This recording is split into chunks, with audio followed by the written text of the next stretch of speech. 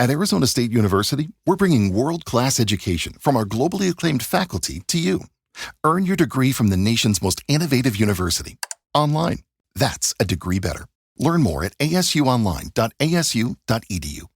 Trying to lose weight? It's time to try Hers. At forhers.com/4u, you can access affordable, doctor-trusted weight loss treatments tailored just for you. These include oral medication kits or compounded GLP-1 injections. Through Hers, pricing for oral medication kits start at just $69 a month for a 10-month plan when paid in full upfront. No hidden fees, no membership fees. You shouldn't have to go out of your way to feel like yourself. Hers brings expert care straight to you with 100% online access to personalized treatment plans that put your goals first. Reach your weight loss goals with help through Hers. Get started at forhers.com/4u to access affordable, doctor-trusted weight loss plans. That's forhers.com/4u, forhers.com/4u. Paid for by Hims and Hers Health. Weight loss by Hers is not available everywhere. Compounded products are not FDA approved or verified for safety, effectiveness, or quality. Prescription required. Restrictions at forhers.com apply. You know, in that terrifying moment,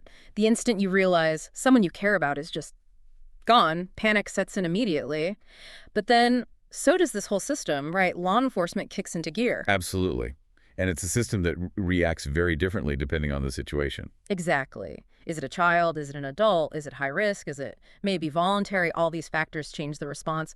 But for most of us, it's kind of an opaque, high-speed machine. We know they're looking, but how? What actually happens? What are the rules? That idea of the opaque machine is spot on. And that's what we're here to do today, really, decode that system. Right. We've got a whole stack of source material here, actual legal codes, investigative procedures, that lays out the precise framework for how these cases, missing and exploited persons cases, are handled. Right. So our mission is to get past the headlines, look under the hood, and give you real clarity on how this whole thing operates. Yeah, the nuts and bolts. The operational differences, the deadlines, some are incredibly fast, and the specific ways investigators categorize risk to throw every resource at the problem when needed. And what's really fascinating, I think, is seeing how those legal definitions we're going to talk about, how they fundamentally drive the urgency.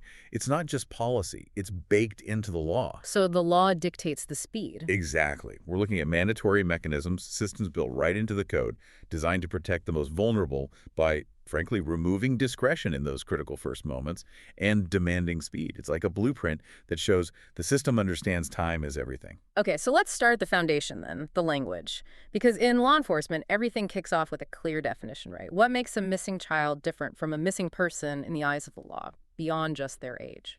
Yeah, the distinction is crucial. And the Code of Criminal Procedure, the CCP, it's pretty clear about this, mainly to ensure that immediate resource-heavy action happens when it's absolutely necessary. So a child, super straightforward, is anyone under 18, full stop. Okay. Under 18, automatically a child. Right.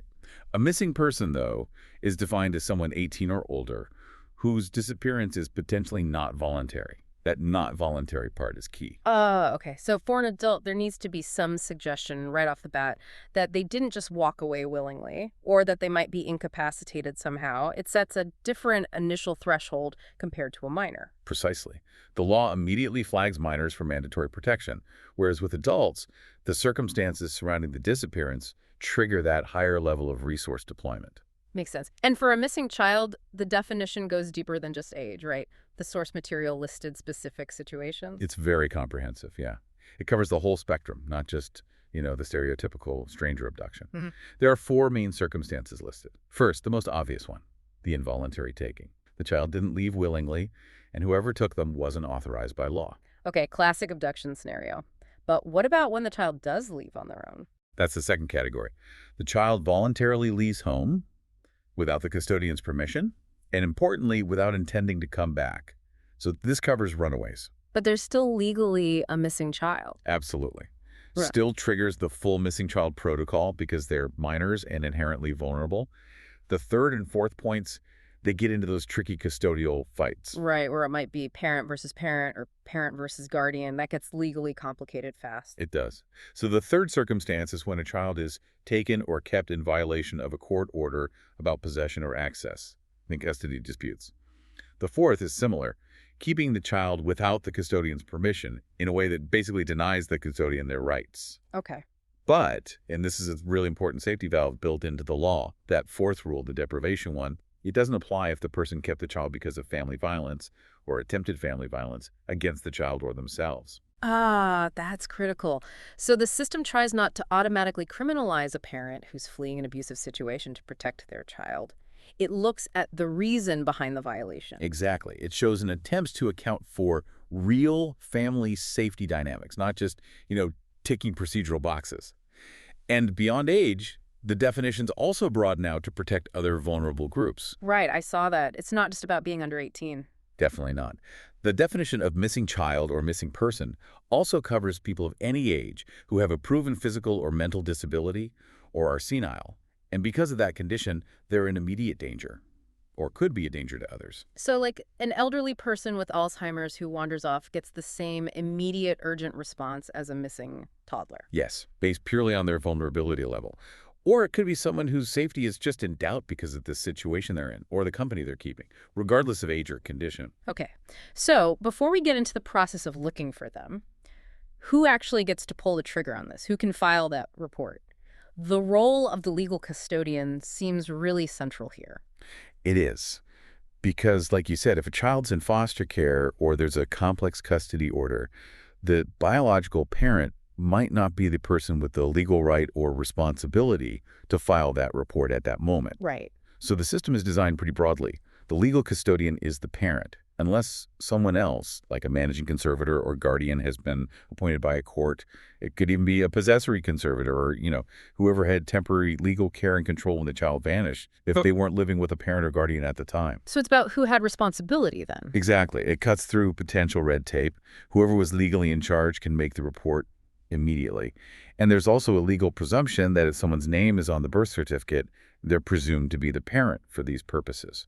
Okay, so report filed by the right person.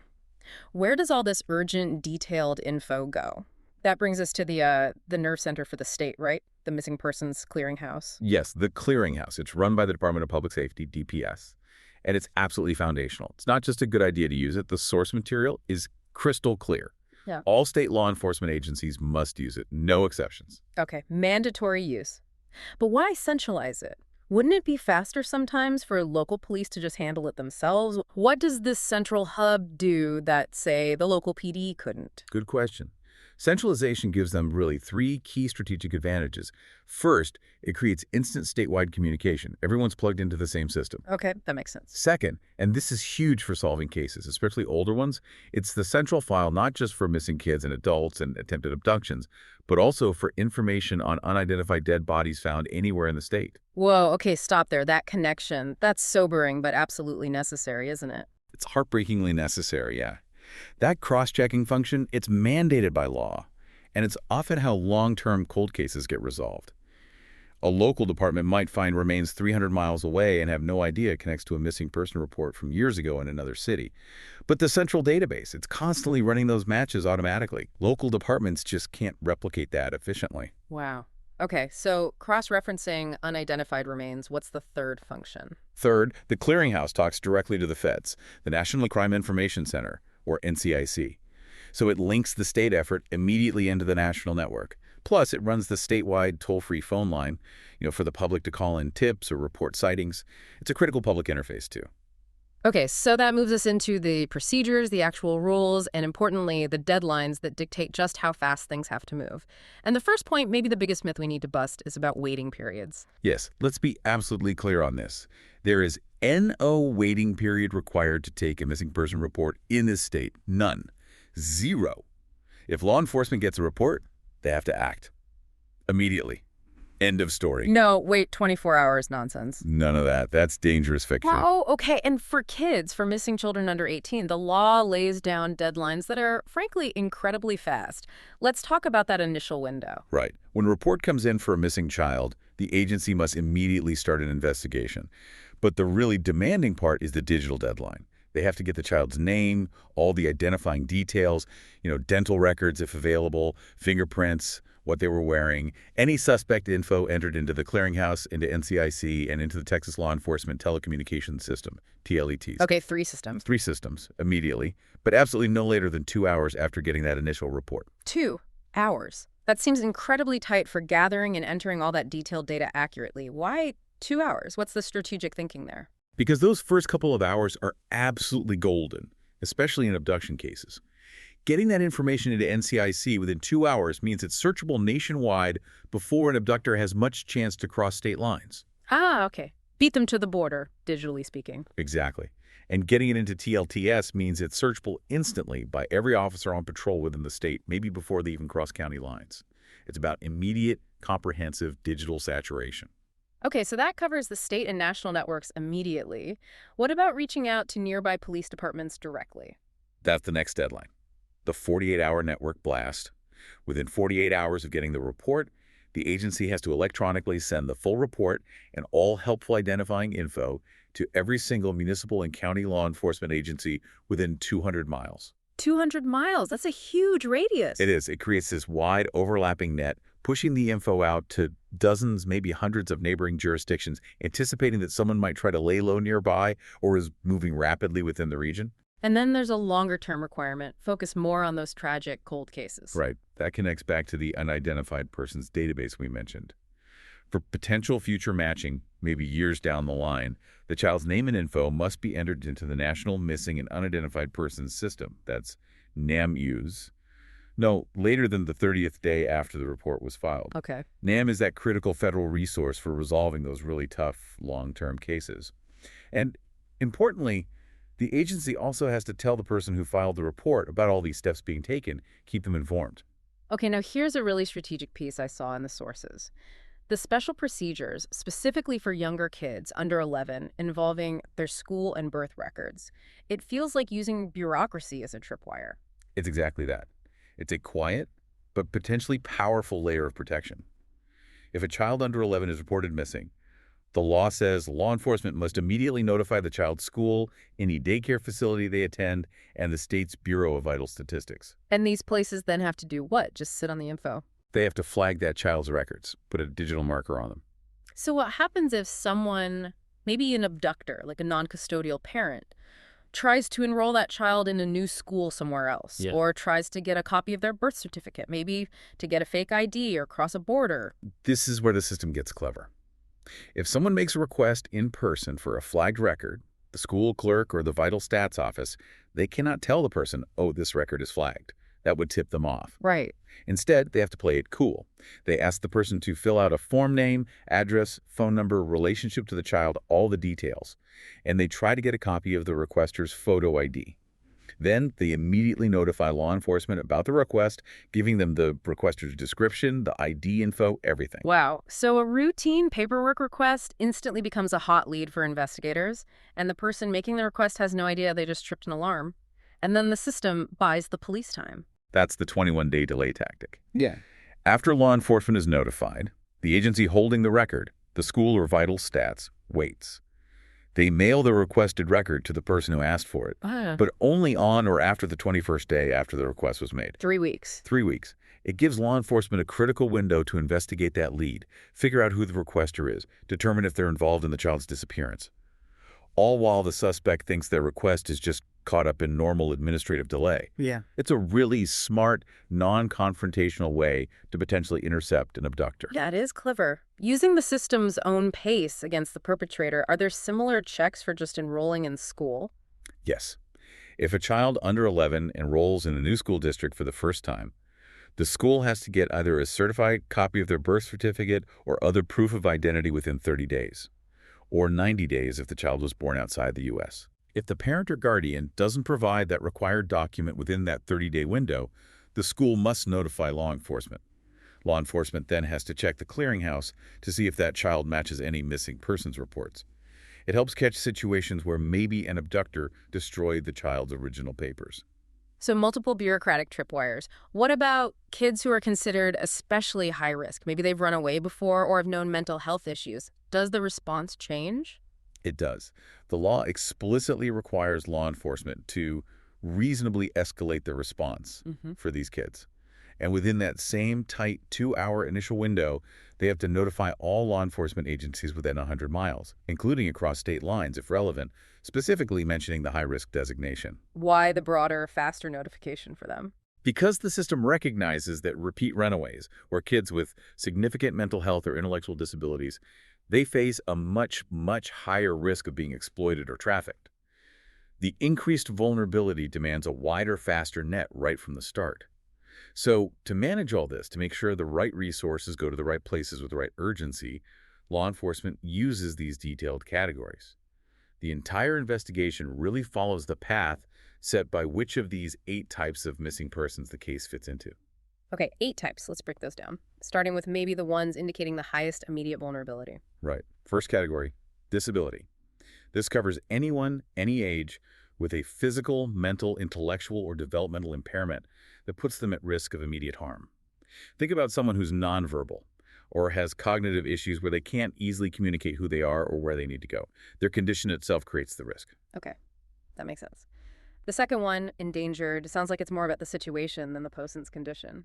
How does that label change things? Yeah, endangered is very circumstance-driven. It applies to a missing person of any age who is known to be in the company of someone else, or just in a situation where their safety is seriously in doubt. So even if they went willingly initially, if Trying to lose weight? It's time to try Hers. At forhers.com/4u, you can access affordable doctor-trusted weight loss treatments tailored just for you. These include oral medication kits or compounded GLP-1 injections. Through Hers, pricing for oral medication kits start at just $69 a month for a 10-month plan when paid in full upfront. No hidden fees, no membership fees. You shouldn't have to go out of your way to feel like yourself. Hers brings expert care straight to you with 100% online access to personalized treatment plans that put your goals first. Reach your weight loss goals with help through Hers. Get started at forhers.com/4u to access affordable, doctor-trusted weight loss plans. That's forhers.com/4u, forhers.com/4u.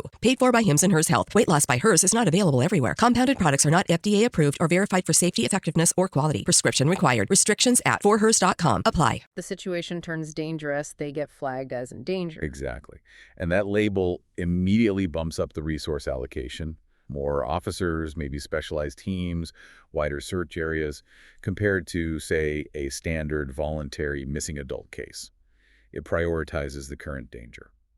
Then the third category is involuntary. This confirms the disappearance definitely wasn't their choice. Pretty straightforward. Okay. Then you have voluntary missing adult. Now, if someone's an adult and they left on your own free will, why did the police even take a report? What's the point? That's the fourth type, and it's a good question. While adults generally have the right to disappear if they want, law enforcement still takes the report for a few key reasons. One, this category can include people who left with the intention of harming themselves, suicidal intent. Okay, a welfare check component. Right. And even if not, taking the report gets them into the system. If that person later becomes incapacitated or gets into trouble, or is stopped by police in another state for something unrelated, that missing person flag provides crucial context for officers encountering them. Gotcha. Okay, the next few categories seem linked to specific events or situations. Disaster victim. Yeah. Someone presumed missing because of a natural or man-made disaster, like a hurricane or a building collapse. Then juvenile, which is basically the category for a missing minor who doesn't fit into those higher risk buckets like disability or endangered or involuntary. A lower risk runaway might initially fall here. And then missing from care. That one sounds like it carries a lot of inherent risk. It really does. This covers adults missing from places like hospitals or nursing homes, but also, critically, children missing from agency placements, think foster care or group homes. The source material specifically highlights how vulnerable these individuals are. Why specifically vulnerable? Because they often lack stable support systems. They might have underlying issues like neglect, mental health challenges, instability. Being missing from care is almost like a flashing warning light for potential exploitation, trafficking, or simply injury because they don't have that safety net. So the very fact they were in care makes their disappearance higher risk. Absolutely. Predators know this. They target these situations. And finally, the last category is just other. It's the catch-all for cases that don't neatly fit the main criteria, but where there's still a reasonable concern for the person's safety. Or, interestingly, It also includes people under 21 who've been legally emancipated. Okay, those are the types of missing persons. Now let's pivot to the circumstances of how they went missing. Abduction, runaway, wandering. The law makes distinctions within abduction, doesn't it? It does. And it's important because while stranger abductions get all the media attention, they're actually quite rare. The most common type of child abduction, by far, is family abduction. Taken by a parent or another relative, usually violating custody orders. Exactly. And the really critical legal point here, according to the sources, is that even if the child wants to go with that non-custodial parent or relative, the act itself might still be illegal. It could fall under interference with child custody in the penal code. So the law focuses on the violation of the court's decision about the child's best interests, not necessarily the child's immediate preference, which could be, influenced or coerced. Precisely. The legal system is trying to enforce the stability the court order was designed to provide. Then you have non-family abductions. These are carried out either by someone the child knows but isn't related to, like a neighbor, family friend, maybe someone they met online, or in the rarest cases, by a complete stranger. Okay. Now, let's talk about runaways. They're minors. They left voluntarily without permission. But this group seems incredibly vulnerable to ending up exploited. What drives kids to run? Yeah, the vulnerability is huge. And kids don't run away for trivial reasons. The sources are really clear. Often, running away is a desperate coping mechanism. They're trying to escape a negative environment.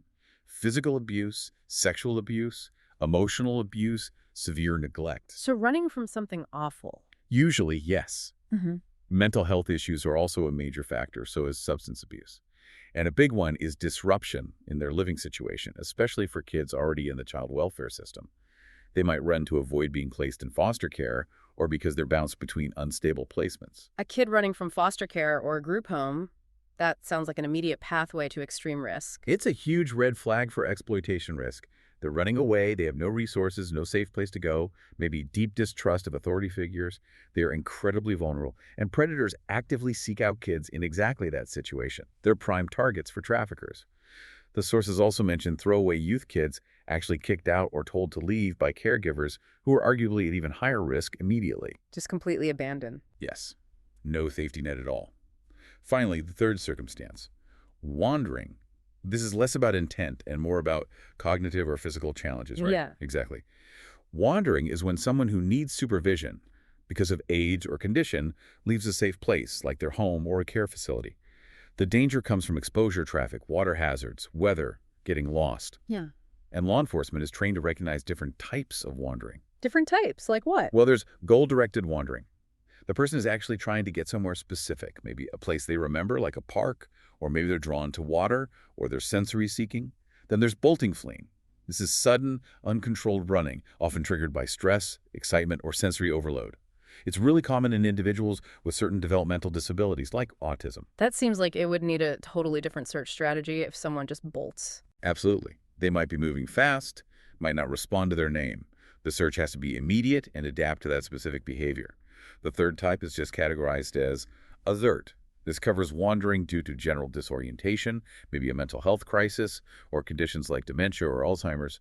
Understanding these subtypes helps search teams predict, where the person might be heading or why they left, which is vital when every minute counts. Okay, so the internal investigation is running. The databases are updated. But then there are the public alerts, the ones that bring the whole community into the search almost instantly. But these aren't automatic, right? There have to be specific criteria met. That's right. An alert is only effective if there's enough information to make it actionable. A good description of the person, maybe a vehicle, a suspect. Law enforcement has to decide if broadcasting an alert will actually help find the person, not just create panic or overload the system with vague information. There are 6 main alerts in the system, each designed for a specific type of high-risk situation. Let's start with the big one, the Amber Alert. America's missing. Broadcast emergency response. Everyone knows the name, but what actually triggers a statewide Amber Alert? The criteria are pretty strict, and they have to be. Generally, the child has to be 17 or younger. Law enforcement has to determine the disappearance was unwilling, so an abduction, not a runaway, and that the situation poses a credible threat to the child's safety and health. Okay, unwilling abduction, credible threat. Or there's a specific scenario for younger kids. If the child is 13 or younger and was taken without permission by someone who's unrelated and at least 3 years older, or if they were taken by a parent but that parent committed or tried to commit murder around the time of the abduction. And crucially, police have to verify the abduction happened and rule out other explanations before they activate it statewide. That verification step seems key to maintaining the alert's integrity. I noticed the source material mentions something about local activation too, even if the statewide criteria aren't fully met yet. Yeah, that's an important flexibility built in for speed.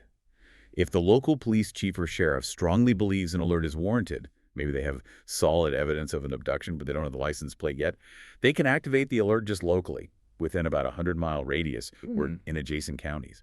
So get eyes on the road nearby immediately. Exactly. Get the public in the immediate vicinity looking during those critical first few hours, even while investigators are working to confirm details for a potential statewide alert. Okay.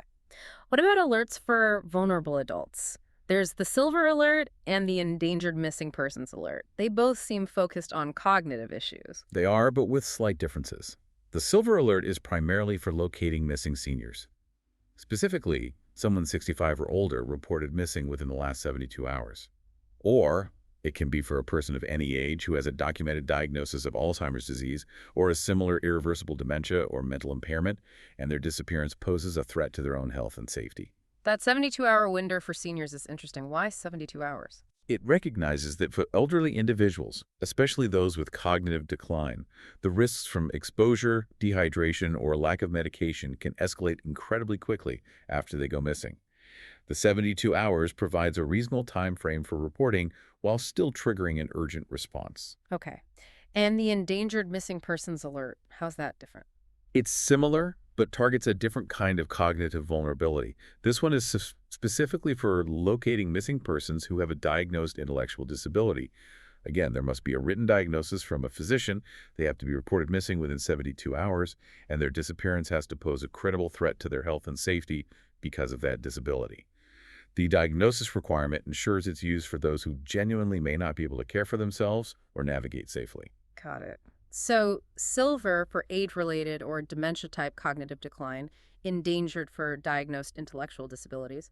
What about other high-risk adults who don't fit those categories? That's where the clear alert comes in. Exactly. The clear alert fills that gap. It's designed for missing adults between the ages of 18 and 64. They must have been missing for less than 72 hours. And this is key. They have to be in immediate danger of injury or death, or their disappearance has to be confirmed as involuntary. Think adult kidnapping victims, or someone who vanished under highly suspicious circumstances suggesting imminent harm, but who isn't elderly or doesn't have the specific diagnoses for the other alerts. Okay, now the camo alert. That one seems very specific to military members. Why a dedicated alert for them? The camo alert addresses a unique set of risks within the veteran and active military community. It's specifically for locating missing current or former members of the armed forces who have elected to participate in the program beforehand. They also must be suffering from a documented mental illness, like PTSD, or a traumatic brain injury, TBI, and their disappearance must pose a credible threat of harm to themselves or potentially to others. So it acknowledges the specific mental health challenges like PTSD and TBI that can put veterans at higher risk, especially for self-harm. Precisely. It leverages the public alert system and often the tight-knit military community itself to help find these individuals before a crisis escalates, recognizing their service and specific vulnerabilities. Okay.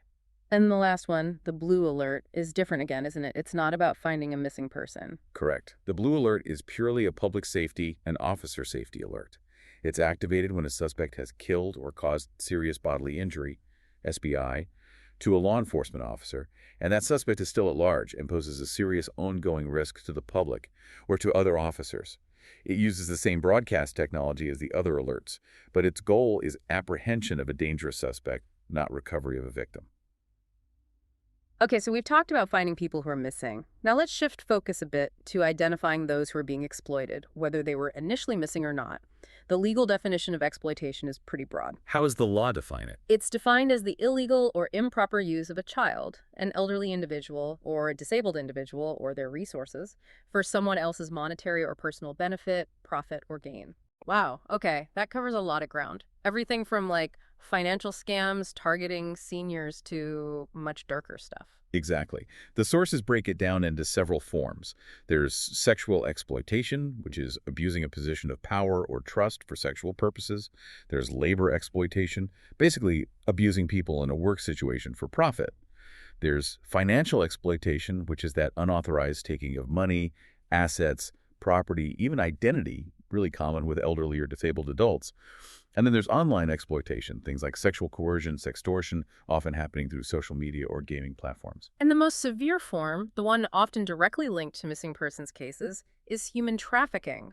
What legally separates trafficking from these other forms of exploitation? The core legal elements for trafficking are that it's involuntary and involves forced exploitation through specific actions.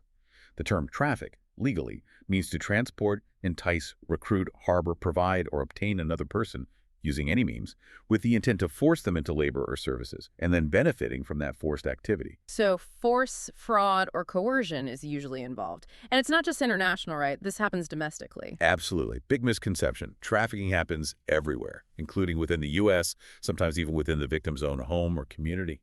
It's not always about crossing borders. What are the main types of trafficking that law enforcement is looking for? The sources highlight three main types. First, sex trafficking. And it's really important to note the sources emphasize that a victim of sex trafficking is legally considered a victim of continuous sexual assault or rape. Second is child trafficking, which involves any commercial sexual exploitation of a minor or forcing a minor into labor. And third is labor trafficking. This is actually, according to the sources, the least recognized but potentially the most widespread form, both globally and here. Labor trafficking, what does that look like? It can take many forms.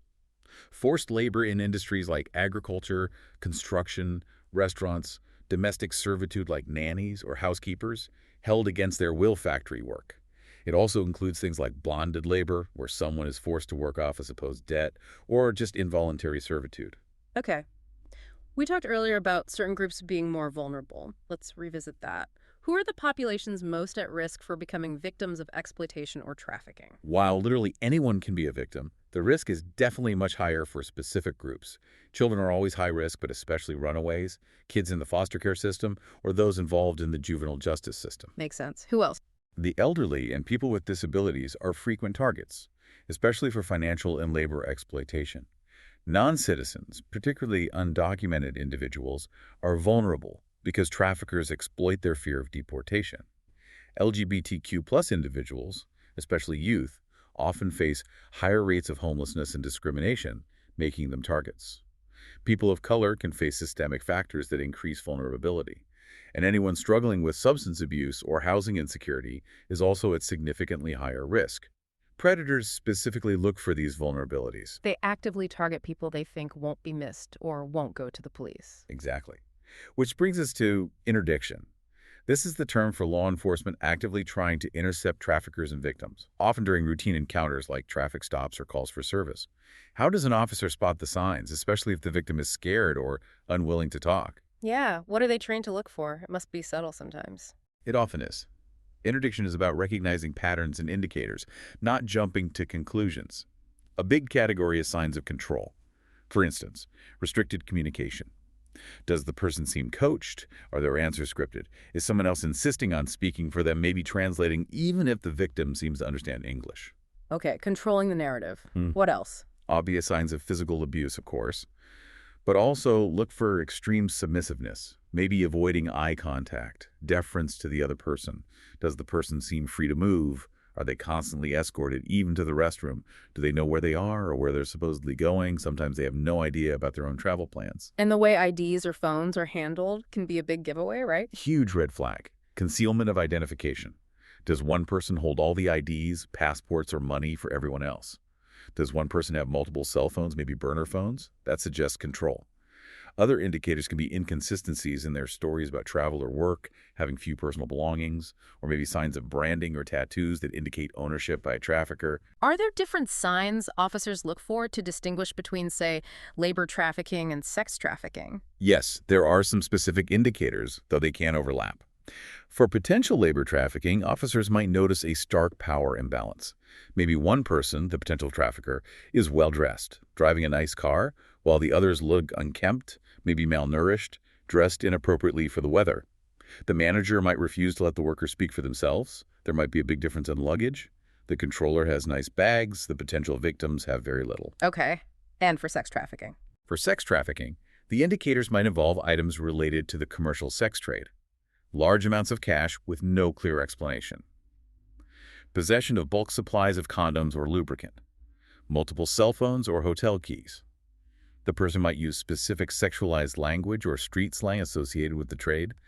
Often, there's an older person, maybe presenting as a boyfriend or guardian who does all the talking and seems to control the younger person, especially financially. Officers are trained to note all these details, the items, the language, the dynamic, the demeanor, as potential evidence. Okay, let's move to the end of the process, hopefully a successful end, the recovery phase. Once a missing person is found, what are the immediate legal steps law enforcement has to take? First things first, they have to clear the decks digitally. As soon as the person is confirmed recovered, the law enforcement agency must clear the missing person entry from the NCIC database. They also have to notify NamUs that the person has been located. Why is that so critical? It stops other agencies across the country from continuing to expend resources looking for someone who's already been found. It's a crucial administrative step to close the loop officially and accurately. Makes sense. And when it's a child who's recovered, the reunification process seems very specific about who gets the child back, especially concerning custody. It has to be. The officer's duty is to take possession of the child and deliver them to the person who is legally entitled to have possession at that time. Verification is paramount here. Because the person calling might be a parent, but not necessarily the one with legal custody right then. Exactly. And if the legally entitled person isn't immediately available to pick the child up, the law provides a mandatory failsafe. The officer must deliver the child to the Department of Family and Protective Services, DFPS. So, to Child Protective Services. Right. This ensures the child isn't handed over to someone without legal custody or potentially returned to an unsafe situation, just because they were the first person the police could reach. DFPS handles the verification and safe placement. Now, when officers actually encounter the recovered person, especially if it's someone who's been trafficked or a runaway who's been through a lot, they probably don't always find someone relieved and ready to cooperate, do they? What should officers anticipate? No, definitely not always. They need to be prepared for a wide range of reactions. The person might be completely disoriented, extremely tense or anxious, confused, maybe even combative or hostile. Or they could be completely silent, shut down. Physically, they might be in rough shape too. Absolutely. Malnourished, dehydrated, injured, possibly under the influence of drugs or alcohol given to them by a trafficker. And crucially, officers need to understand that the victim may not see themselves as a victim. How so? They might willingly try to leave with the perpetrator again. They might lie to protect the abductor or trafficker, maybe out of fear, or sometimes out of a twisted sense of loyalty or dependency that's developed through grooming or trauma bonding. They might not even understand they were officially missing. That reality sounds like it demands a very different approach than just standard police questioning.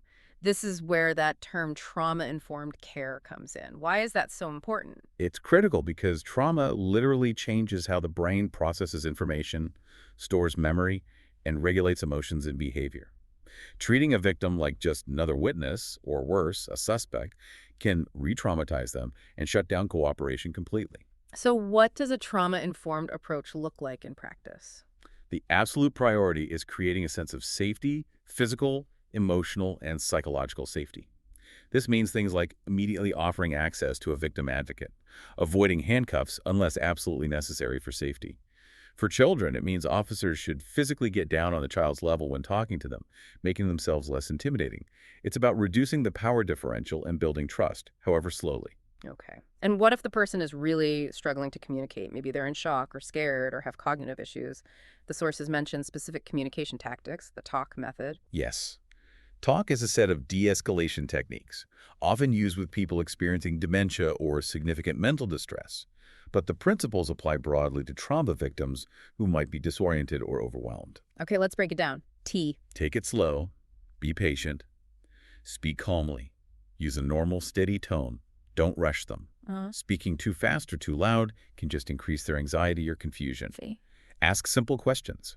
Use very clear, literal language. Avoid complex sentences or questions with multiple parts.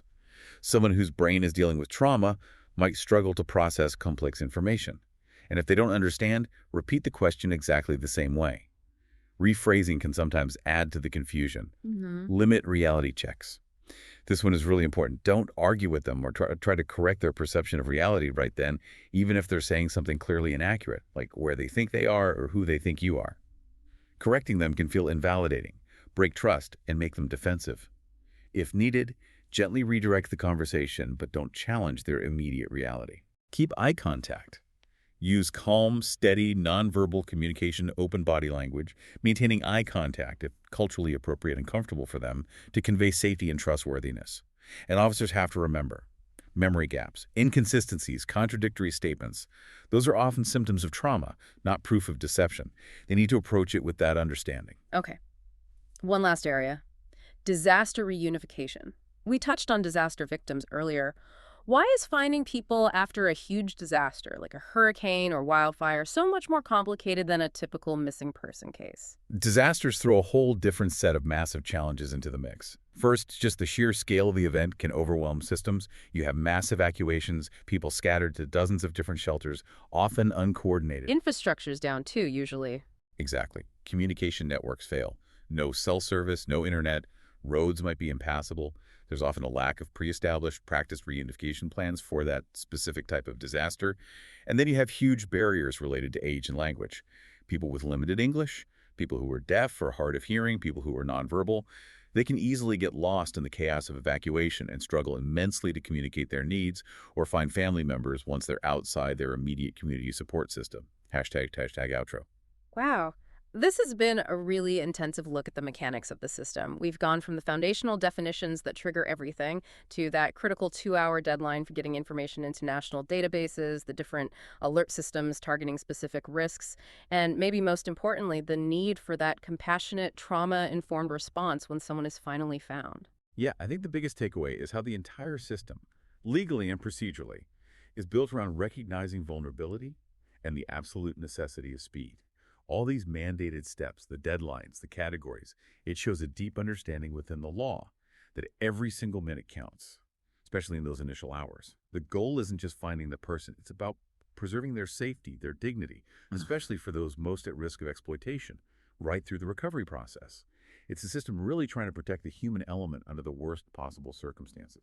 We talked about that really specific, almost bureaucratic rule flagging the school and birth records for missing kids under 11, creating that 21-day delay for requests. Think about that for a second. Just a simple flag in a file, a delay in paperwork, potentially stopping an abductor cold. It's such a quiet, clever piece of protection built into the administrative process itself. It makes you wonder, doesn't it? What other seemingly mundane, everyday bureaucratic steps hidden within the legal code or agency procedures might be acting right now as silent guardians, those unnoticed little rules that are quietly saving lives without anyone ever knowing? That's something to think about as we wrap up this deep dive. Trying to lose weight? It's time to try Hers. At forhers.com/4u, you can access affordable, doctor-trusted weight loss treatments tailored just for you. These include oral medication kits or compounded GLP-1 injections. Through Hers, pricing for oral medication kits start at just $69 a month for a 10-month plan when paid in full upfront. No hidden fees, no membership fees. You shouldn't have to go out of your way to feel like yourself. Hers brings expert care straight to you with 100% online access to personalized treatment plans that put your goals first. Reach your weight loss goals with help through Hers. Get started at forhers.com/4u to access affordable, doctor-trusted weight loss plans. That's forhers.com/4u, forhers.com/4u. Paid for by Hims and Hers Health. Weight loss by Hers is not available everywhere. Compounded products are not FDA approved or verified for safety, effectiveness, or quality. Prescription required. Restrictions at forhers.com apply.